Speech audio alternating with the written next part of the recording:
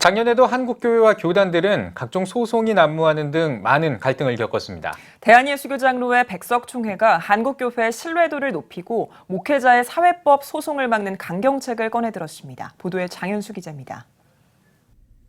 다양한 분야에서 갈등을 겪고 있는 한국 사회. 초갈등 사회라는 신조어가 생기기도 했습니다. 한국교회 역시 목회자의 사회법 소송으로 인해 사회의 갈등의 모습을 보여온 지 오래.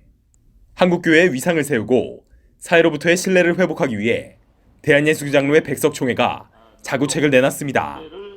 예장 백석총회는 지난해 11월 제42회기 제2차 실행위원회를 열고 헌법과 규칙에 수정안을 공개했습니다. 내용 중에는 사회법 소송자를 면직한다는 내용도 포함됐습니다.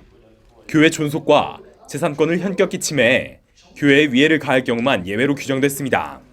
한편 화해 조정과 재심 기능을 강화하는 등 목회자들의 갈등을 교회법으로 해결할 수 있는 방법을 구체화하기도 했습니다.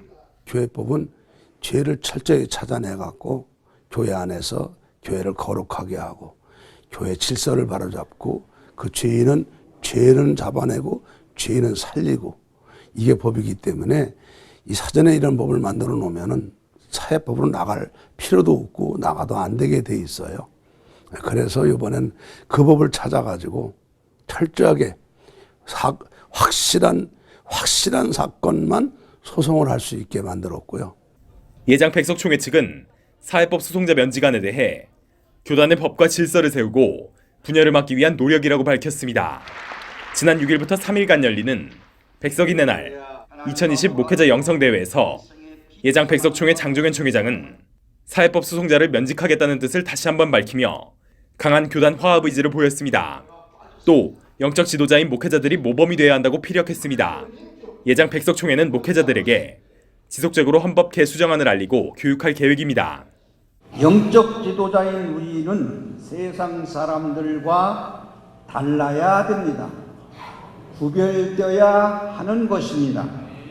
어떤 경우에도 하나님의 영광을 먼저 생각해야 된다는 것입니다. 앞으로 사회법으로 가면 금권 선거를 하면 목사 면직뿐만 아니라 총대권도 안 되겠지요.